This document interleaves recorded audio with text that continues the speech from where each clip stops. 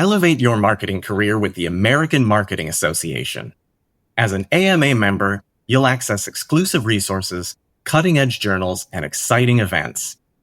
Dive into our renowned journals like the Journal of Marketing and connect with industry leaders at our conferences and webinars. Join the AMA today at ama.org and take your marketing career to new heights.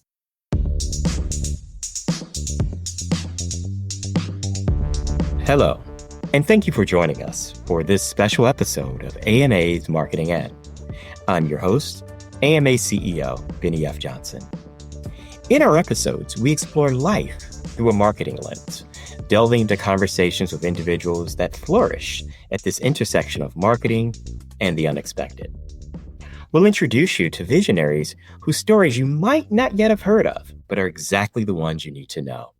Through our thought-provoking conversations, we'll unravel the challenges, triumphs, and pivotal moments that have been shaped by marketing.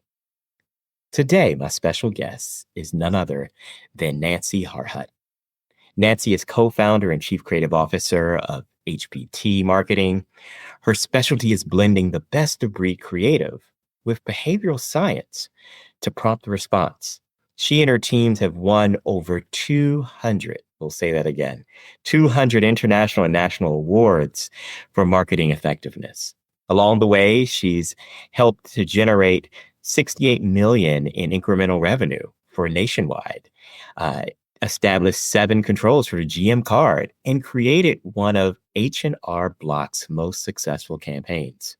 Recognized for her outstanding work in B2C, B2B, and nonprofit, she was named as one of the 10 most fascinating people in B2B marketing, a social top 50 email marketing leader, and a top 40 digital strategist.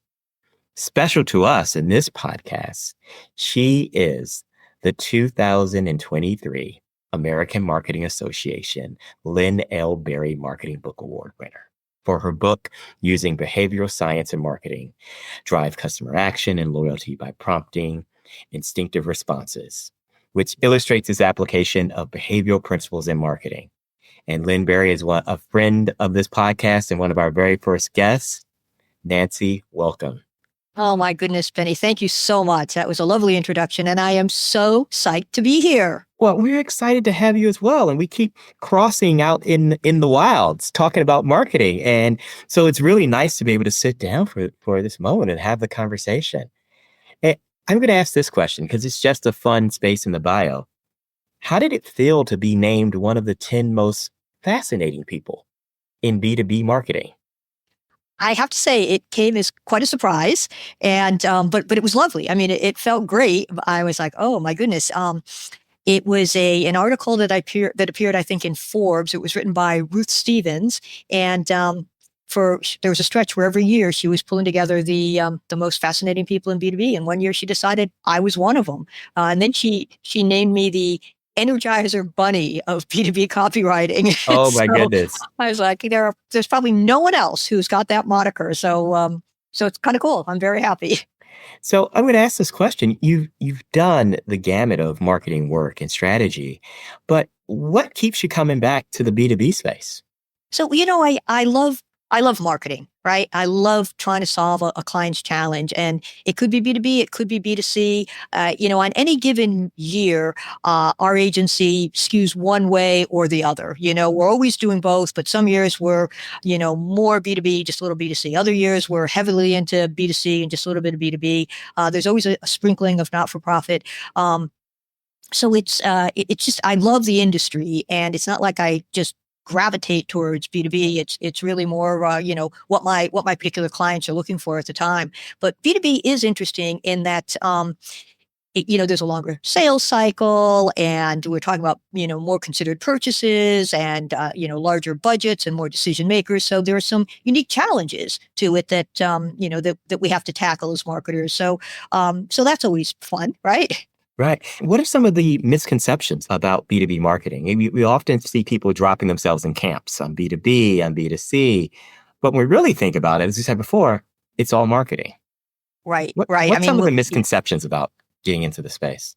So, I think one of the misconceptions is when we're doing B2B marketing or B2B advertising, we need to speak a certain way, right? We Mm-hmm. have to use the industry vernacular, the jargon, the buzz phrases, and we also have to have, I don't know, big thick paragraphs of copy and long run-on sentences because we're in the B2B space, and that's what makes us look legitimate. And the truth of the matter is, there have been a lot of behavioral science studies that show that people really just prefer things that are easier to think about and easier to understand. And that applies on, and I should say, both the B2B and the B2C camps, right? When we rely too much on the jargon and the industry buzz phrases, we start to create wallpaper. What we really need to do is we really just need to use language that's going to connect with our audience, because Right. at the end of the day, people are people. So I think one of the misconceptions is we have to have this more stilted, more, jargon filled language. We really don't. It actually does us a disservice. Right. It's one of those things that you get into the system and this is how I think a B2B marketer should sound. And you get locked into the space, but it has you working against your core training and understanding of what a marketer should sound like. Absolutely, absolutely. Another misconception is there's no role for emotion in B2B, that emotion is all for B2C or not for profit. And the truth of the matter is people buy for emotional reasons, and then Right. they later justify with rational reasons, which means, in marketing across the board, we want both the rational and the emotional. And I think it was the B2B Institute ran a study, and they found that you can 7x your sales revenue and profitability when you infuse some emotion into your marketing messages. And this is, Right. again, the B2B Institute. Right. So true. So tell me a bit about how you got really involved in teasing out behavioral science in marketing. It's Ah, really kind of a yes. hallmark of your work. So talk a bit more about behavioral science in marketing. Sure. So when we talk about behavioral science, some people are like, what in the world is that? And it very simply, it's the study of how people behave. But Right. more specifically, it's the study of why people do what they do. And, from a marketing perspective, how we can get them to do more of what we want them to do. And years ago, a mentor of mine recommended a book by Dr. Robert Cialdini called Influence, the Psychology of Persuasion. Mm-hmm. And as I read the book, I was just taken by the information I was finding about behavioral science. And I was underlining and writing margin notes and highlighting. And I was thinking about the different marketing challenges that I was currently working on for my clients. I was, doing some work with, I think, the Boston Globe, and they were trying to increase subscriptions. And I was doing work with a life insurance company, and they were trying to get people to buy life insurance. And I'm reading Cialdini's book, and I'm like, Mm-hmm. that's interesting. I can try that. I can try that. So then I start to quietly, Benny, just, Right. introduce some of these principles into the work that I'm doing. And I start to see the results, right? Right. And then it was like the point of no return. I'm like, this stuff really works. And Cialdini's book wasn't written for marketers, but the application for marketing is so strong because at the end of the day, we're trying to influence behavior, right? Right. And his book is about how to influence it. So I went down the rabbit hole and I just started to read whatever I could get my hands on. I had the opportunity to work with a cognitive scientist. I had the opportunity to do a little work with a behavioral economist, and really just started to, the more I learned, the more I put the learnings into practice, the more convinced I became that this Mm. is an important tool for marketers. And that's how it started. That's how it continues, right? I've just Right. never looked back. Right. I mean, it's winning the Lynn Berry Award. I mean, that's our highest distinction of a marketing book of the year. And it was this using behavioral science in marketing that really broke through and resonated with the judges and resonated with the audience and talk about the power that we have there. When you look at the behavioral principles, are there times that you just look in the marketplace and wish people did something different? Have you ever, are you guilty of that, my friend, of looking around and you're like, I know better. I wish they did better. Sure, all the time. I mean, it happened. Both things happen. I'll be, out in the world, and I'll see something. And I'll go, "Oh, that is such a smart application." I'm like, running through the airport, and I'm, stopping to take a picture of something. So I'm like, "Oh, that's a great example of the rhyme is reason bias," or "That's a great example of, price anchoring or something." But also, you're as a consumer, right? You're out there, and you're like, that's such a miss. Like, why did they say this? That, oh no, like this could have been so much better. There have been times, Benny, when I've been in between jobs, right? And I would see something, some ad, popped up on my computer, or maybe a piece of mail I received. I would rewrite things. Okay. These are not my clients. I had no hope of becoming Right. employed by them, but it was driving me crazy. I'm like, no, it should have been like this. If they'd only said this, so yeah, you see things and you're like, oh, with a slight change, a different word, a different phrase, a different lead in, a different approach or perspective, this could be so much more effective. And the more you know about behavioral science, the more these things jump out at you. We both smile so broadly because what you just described, I'm sure every person listening today is guilty of that same thing. We market regardless. If we have a client, if we're getting paid for it, if we're thinking about it, if it's our product, your brain starts to problem solve and Yeah, think of it's that. like an occupational hazard. You can't shut it off. You can't shut it off. That's a great example that you jump into that. Well, one of the things we talk about, some of those powers that we have or that we see in marketing, there's a lot of conversation in today's world about the power of storytelling.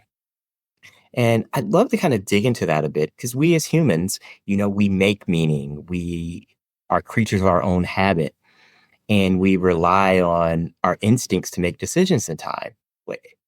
What can we do as marketers to understand this better and to build this into helping to make better campaigns and better work? Yeah, that's a great point and a great question, because storytelling can be so effective for Mhm. marketers. When you think about it, stories were how information was handed down from generation to generation before the written word, right? Like Right, we all learned from stories, and now all these generations and generations later, we still make sense of the world with stories, right? right, And if we're absent a story, we create our own, right? We right, create a story if we're not provided one. And so marketers have a big opportunity here to get out ahead and to plant their story in people's minds. And that's another interesting thing about stories. Stories are perhaps the one vehicle we have that allow us to take what's in our heads as marketers right, and literally put those seeds into our audience's head and make the audience think of it as their own, right? Because right, that's what stories do. We get kind of transported along right, when we're reading a story or listening to a story, and we start to feel what the main character feels, and we start to right, experience that. And so, if you want people to know how wonderful it feels to use your product or service, you tell the right story, and they start to feel it. right, And then, from a behavioral science perspective, stories impact the brain differently. So if we're right. only dealing with facts and figures, that impacts or activates, I should say, two areas of the brain, Broca's area and Wernicke's area. Those are the two areas that are responsible for processing language. But when you tell a story, it activates the other parts of your brain. If I was telling you that I woke up this morning to the smell of hazelnut coffee wafting under my door jamb, and Mm, then I went out for a run, but I tripped over a tree branch and face planted, head first into the concrete and smashed my nose, right?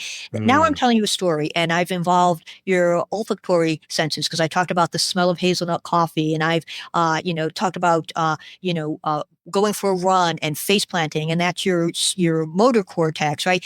These various parts of the brain that we start to involve, the more of them that we involve, the better we understand the information and the longer we remember it. And what do marketers want? We want people to understand our main message and we want them right, to recall it when the right. time is right. So stories are so valuable in that respect. So talk a bit about, our contemporary space. We have the ability not only to tell stories, but in effect, deputize our customers to sometimes tell even better stories about the brand than we can. Absolutely. People will take what a marketer says with a grain of salt, right? I mean, we can Right, tell them our story, and for all the reasons we just discussed, it will be effective. But there's always just a little bit of skepticism, right? Because it's right, the marketer who's saying it. Of course, you think your product is wonderful. Of course, you think your service is fantastic. What else would you say? But when somebody like me, another customer, has something mm, wonderful to say, that's when things get really believable, right? Because that customer has no particular reason to be telling the story other than they had a favorable experience and they want to share it. I went on a boat cruise once, Benny. I was jonesing to do this Caribbean yacht tour, right? Where you rent a boat with a captain and a cook and a crew, and they just take you from island to island. And I worked on this group of friends for easily 3 years.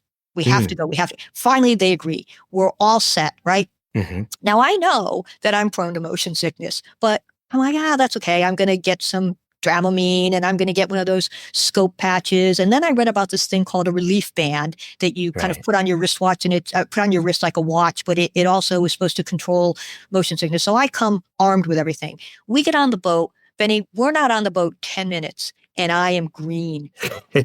Oh, like my friends are going to kill me because now we're out here for this whole week and I am absolutely green. Anyway, long story short, I grabbed this relief band. I put it on.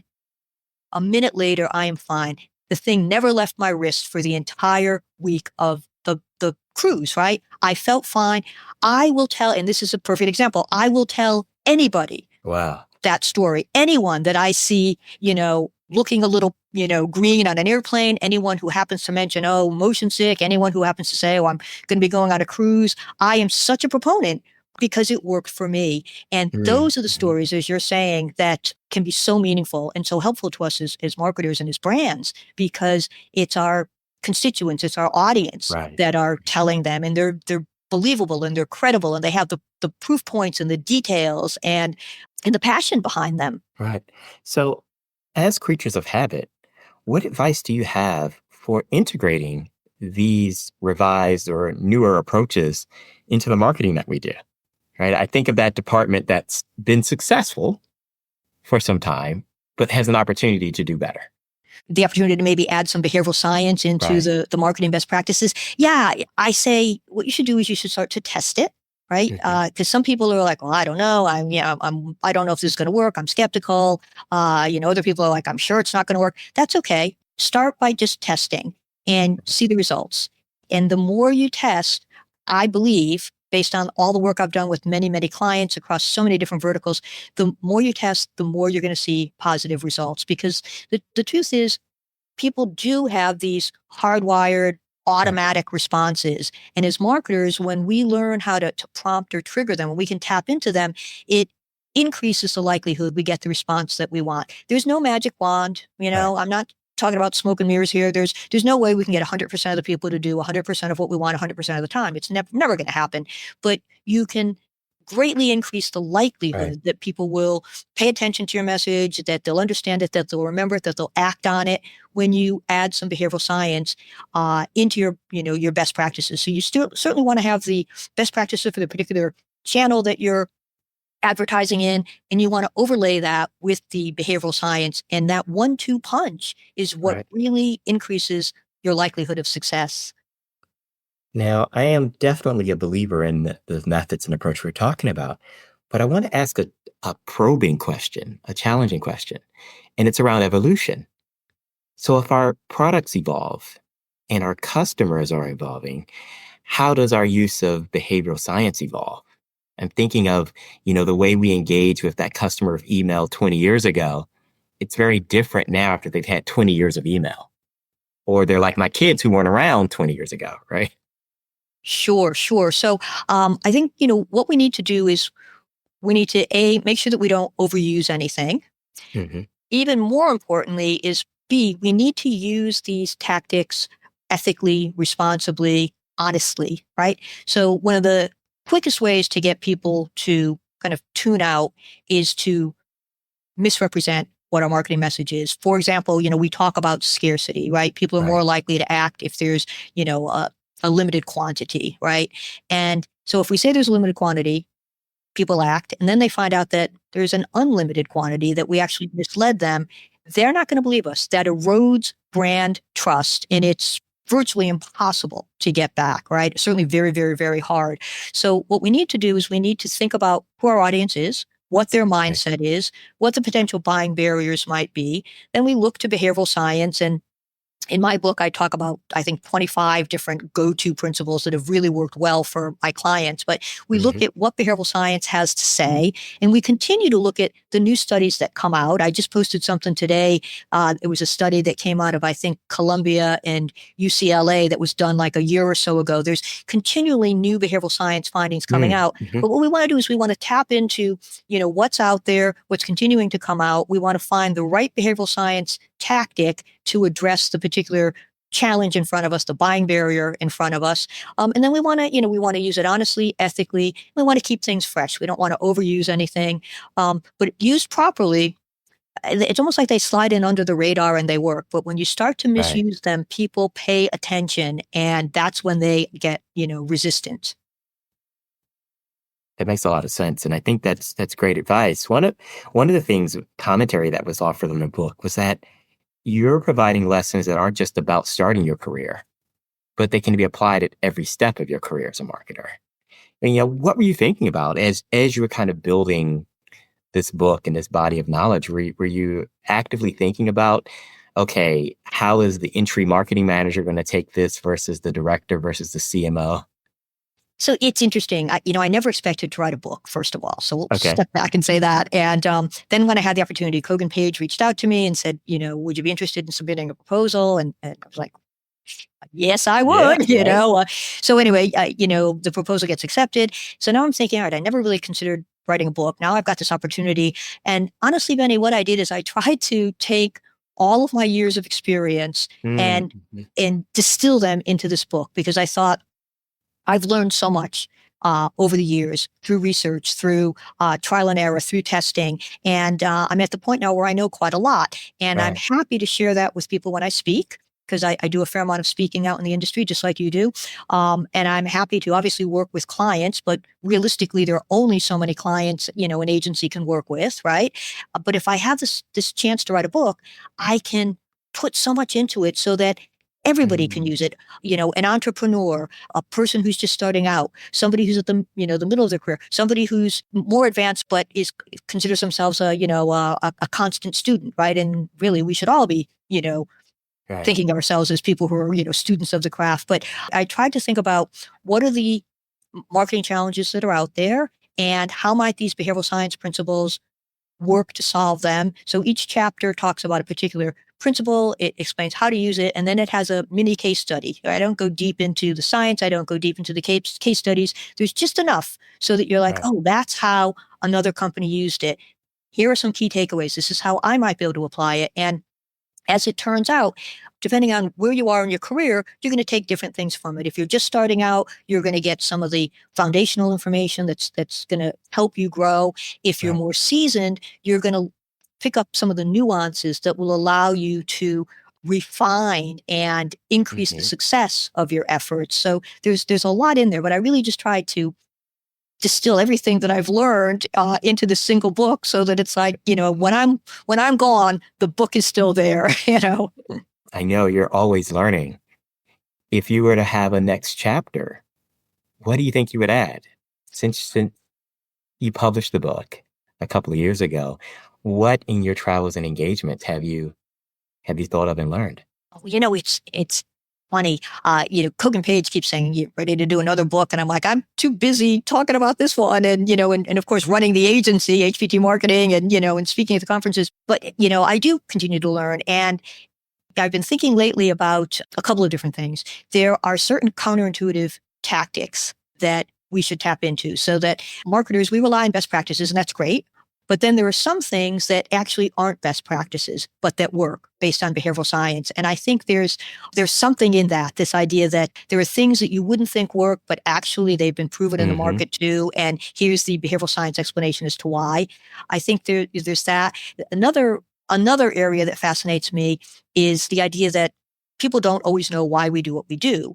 And as a result, when marketers do research, we get lied to. And I use that term, tongue in cheek. Well, we don't, we don't understand why we actually do what we've done, right? And so we post-rationalize, to your point. We make up a reason that we did it, but it's not, things can be true, but not the truth.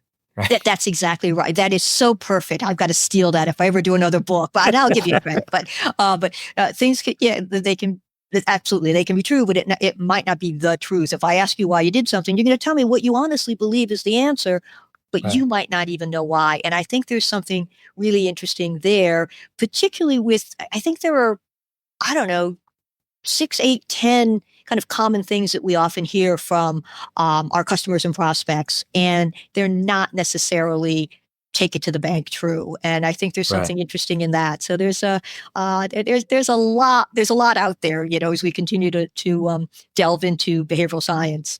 So, I want to focus on one topic area that I know is really important to us as marketers and business leaders, and that's this question of loyalty, right? We know the premise that it's cheaper to retain a customer than acquire a new one. So at the heart of whatever business we're in, B2B, B2C, nonprofit, that kind of continuous virtual loop between someone who has already been in your process and going forward is really important. But I'd love to hear your thoughts on how does the best of behavioral science principles play into us prompting deeper loyalty? Yeah, that's a good question, and you're absolutely right, of course, which is, we often spend more time focused on acquisition than on retention. But if we focus a little bit more on retention, the payoff is so much better. And so I think one of the things that we need to keep top of mind is there's a behavioral science principle called commitment and consistency, and that is if Hmm. you get somebody to say yes to you once, they're much more likely to say yes a second time, a third time, a fourth time. And this is particularly true if your first request is relatively small. Right. A lot of times, we kind of come in guns blazing. We want to make the big sale and we just Right. go for it. And, sure, some people are going to buy, but a lot of other people are going to be like, whoa, that's a little too much. But if we back up a little bit and we start to think about using commitment and consistency, we can pull more people into the fold, and we're more likely to keep them because we ask for a little Mhm. something and they say Mhm. yes. And the next time we ask for something, they start to get onto autopilot, right? It's like, oh yeah, I Right. don't have to vet, Nancy's agency. I've used them before. They're good. So Right. it's just an automatic yes. So once you can get that commitment and consistency going for you, that can be very helpful in terms of retention. The other thing is, surprise. If people start to just get used to what it's like to buy your product, to, subscribe to your Right. service, it gets old after a while. But when you surprise people, their emotions are intensified by like 400%, according to some research that came out of a Scottish university. And so if we keep, surprising people, it keeps them coming back, and that's even better than a predictable incentive program. Because if it's predictable, people know what they're going to get. If you spontaneously surprise someone or reward them, then what happens is it's like, there's something behavioral scientists call unpredictable rewards, right? This idea that unpredictable rewards are more motivating because we want to find it's called motivating behavior with unpredictable rewards because we want to find out what is the reward and am I going to get it? So if we occasionally surprise our customers, that helps keep them in the fold because Right. they never know when they're going to get that wonderful reward, that Is nice. this is this the is this the gold star or extra piece of candy in kindergartner? In the Well, kindergarten classroom? Is it in that some moment? respects, right? Yeah. Yeah, but it's not, if you get 100 on your paper, you're going to get the gold star and the piece of candy. It's just upon occasion, hey, Benny, you've been a good guy. Have a piece of candy, just kind of out of the blue. It's that like, ooh, and so you're going to stick around to see when the next time you get surprised is, Right. right? This is really, really powerful. So we talked a bit about connecting this to retention, but I'd love to connect this to our position as leaders as we start to instill a sense of purpose and mission into our work. How do we use these tactics both internally with our teams and with our product and business connections with mission and meaning? I think what it comes down to is, at the end of the day, we're people, right? We're Right. all people. And whether we're talking to our colleagues or our clients or our customers, there are certain ways that we should behave because that's going to motivate behavior. So making sure that when we're communicating, we're embracing what behavioral scientists call cognitive fluency, where, we're making sure that we're saying things in a way that people understand. That's so important. It's important for our customers because if they don't understand our benefits or our value proposition, they're going to go elsewhere. But it's important for our colleagues, our team members, because they need to understand what it is we're saying so that they can get on board with it, right? So, I mean, that's important. There's the idea of reciprocity. When you do something for someone, they feel like they would like to then do something for you. And that works when we give a free sample to our clients, but it also works when we go out of our way to help a colleague or Right. a client, right? Or a contact. We do something for them. They kind of want to return and do something for us. So, just understanding how the human brain is hardwired and how people behave really helps us, not just in marketing, but in growing our teams, motivating our Right. team, and also just our communities at large. So we're in a space, and we talk about this often, where we have 5 generations in the workforce at one time. What nuances have you seen in your approach to behaviors against and throughout these generations? That's interesting. So at their core, these behavioral science principles are fairly applicable Okay. across age, across gender, across culture. At their core. That said, there absolutely are differences in terms of gender, in terms of age, and in terms of the country you grew up in, your culture. So older people, right, are a little less motivated by loss aversion based on behavioral science Mm-hmm. research, right? Like the idea of loss aversion is we're twice as motivated to avoid the pain of loss as we are to achieve the pleasure of gain, right? So if I say to you, oh, you're coming to Boston, do you want to know the best restaurant to go to, or do you want to know the one you absolutely should not go to? And you'd be like, tell me the one I should not step foot in, Right. right? Right. Like we're more motivated to avoid pain. And that is true. And it also works with, the senior set, but it doesn't work quite as well. Behavioral scientists have found that the older we get, we just focus a little bit more on the positive. We just don't have time for the negative. So Mm, we're just not as attuned to it. Younger people are coming in way more skeptical. They're just questioning everything. And right. so we have to be deliberate in how we use behavioral science. And we have to think about, all right, what's going to play well and what might raise that like skepticism meter. Right. For example, with testimonials, a lot of times we want that glowing, perfect testimonial, Right. HBT marketing is the best thing since sliced bread. You're like, oh my God, someone legitimately said that. I'm going to put that all over the place. But Right. we're better off, honestly, saying, I thought for the most part, all agencies were the same. And how could this one be substantially different than any of the others? But you know what? They were around. I decided to give them a try. Oh my gosh, they're the best thing since sliced bread. If you can start where Yeah. the audience is, which is, that point of skepticism. And again, we're seeing it Right. even more with the younger generations, kind of acknowledge what they're thinking and then explain why it's not really so. That's a much more considered and much more effective approach particularly for that generation.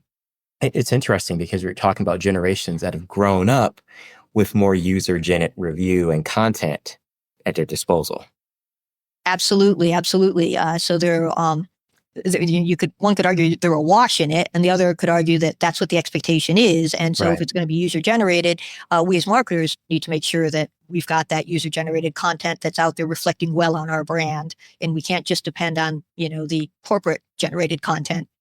So if we follow this premise that trust is a behavior and reinforced by behaviors, what behaviors would you recommend for marketers today? Okay, so trust is interesting. And we touched on it just a little bit when I was talking about like acknowledging doubt or skepticism because you're more likely to be believed, right? So that's part of it. There's a kind of a corresponding study. It came out of Northwestern University that found that 5 stars are suspicious. We're all chasing after 5 stars. You like my product? Give me a 5-star review. Enjoyed our service? Give me a 5-star review. And there's nothing wrong with 5-star reviews, but Northwestern University found that the optimum number of stars is actually somewhere between 4.2 and 4.5. Okay. Because if you have nothing but 5-star reviews, if you look too perfect, people get suspicious. They wonder, are you paying for your reviews? Are you pulling down the negative ones, right? But Right. 4.2 to 4.5, that's good. And then behavioral scientists talk about something called the pratfall effect. And this is really interesting. What they found is if you admit a small flaw or blemish or imperfection, people can actually prefer you more. So there was a researcher named Elliot Aronson out of Harvard, and he ran the study. He sent this guy in to audition for a quiz show, but unbeknownst to everybody, he gave the guy all the answers ahead of time. So the guy goes in and he auditions and he's like firing on all cylinders, getting all the questions, properly answered. And then he finishes his audition, he stands up, and he spills a cup of coffee down his suit. Aronson has all of this on tape, right? So he plays the tape one of two ways. Some people hear the tape of the guy answering the questions all correctly, and then the tape stops. Other people hear all the questions being answered correctly, but also on the tape, they hear the guy stand up and go, "Oh my gosh, I just spilled coffee all down my suit." Aronson asked people, "What do you think of this guy? Do you think he's smart?" And both groups were like, "He is absolutely smart. You can't argue with it. Absolutely smart." Then they said, "Do you like him?"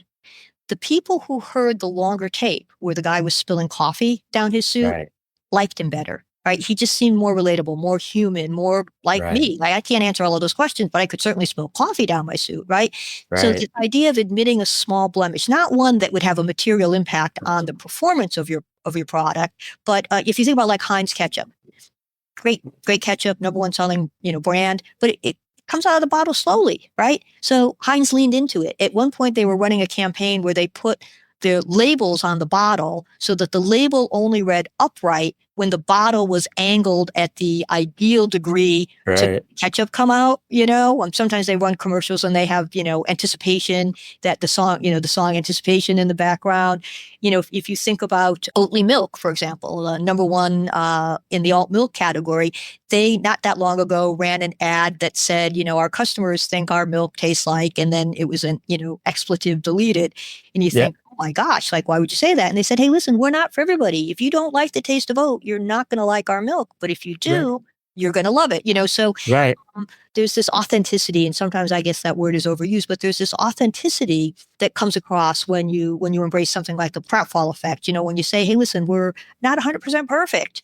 There are things about us that, not everybody loves, but if you love us, you're really going to love us, So, when we're thinking about, how to come across, and we're thinking about building loyalty, and we're thinking about connecting with today's consumers, the pratfall effect is absolutely something to keep in mind. I think that's a powerful suggestion to our group. Like, how do we build in that authentic space, right? How do we take our perfected brands that have no stains, right? And then say, well, yeah, we're kind of slow. We taste weird. We are special, and you're special too, right? And this is a part of that kind of connection that I think is powerful. Yeah, well, and like you say, and you're special too. It helps build that community. Like, we're not Right. for everybody, but we're for this group, right? Yeah. Right. Which allows you to kind of lean into that space. Now, when we think about the future and the work that you're looking at, what do you get most excited about? Seeing the way that marketing is responding. We are right now in a period of such incredible change and disequilibrium, right? With Mm-hmm. with AI, with with the advances that is bringing so rapidly, and the idea of where that's taking the business is both exciting and frightening, right? Right. It scares me a little.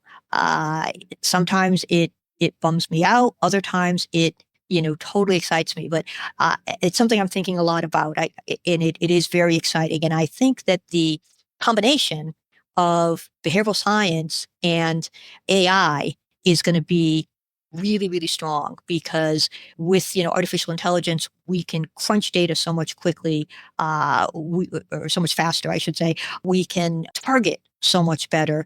So we're going to know what we want to say to whom, where to find them, when they're most approachable. And then the behavioral science is going to help us frame our message or phrase our message in the most optimum way for that particular slice of Right. our audience, for that particular segment. So I think that there are some incredible breakthroughs on the horizon in the marketing world. And it's just going to be amazing to have this ringside seat and to see, where we are next year, 5 years, 10 years down the road. Do you think this will set the bar for us to be better storytellers? I think we're going to have to be. I think we're going to have to be, because when you think about it, done right, no one else can tell your story but you. You have things that you can talk about that AI is not going to find, that your competitors can't just outsource to Claude or to Chat or to whoever, right? So I think it is going to make us better storytellers. It's not that we can't craft a story with AI, but we're going to have more skin in the game, I believe. And we're Right. going to have to reach a little bit deeper, and we're going to think about what our voice is and how we uniquely say things and the things that we can point to that no one else can point to. I mean, I was telling you the story about the relief band, right? Nobody Right. else can tell that story. That is my story, but I told it in service of making a point. So I was able to make that point in a way that nobody else could because no one else has that story. And by telling a story that's really anchored into your experience, others can see themselves in that. Absolutely. Absolutely. It reflects, who you are. You're like, I can see myself. I can start to feel that. I can imagine myself doing that. I can see how this would benefit me, how I should sign up for that product or that service. Do you still, and you just among friends, do you Oh, still rewrite ad campaigns and emails and digital posts and signs that you see? well, so I'm gainfully employed, right? Okay. I Mhm. co-founded HBT Marketing 7 years ago, and we have a number of clients that keep me very busy. So I do not want them to think that I am, instead of working on their assignments, off doing these, phantom ones out there. So, I But was in between just jobs at the when you're time, in the airport though, but and it's quiet and you see an ad.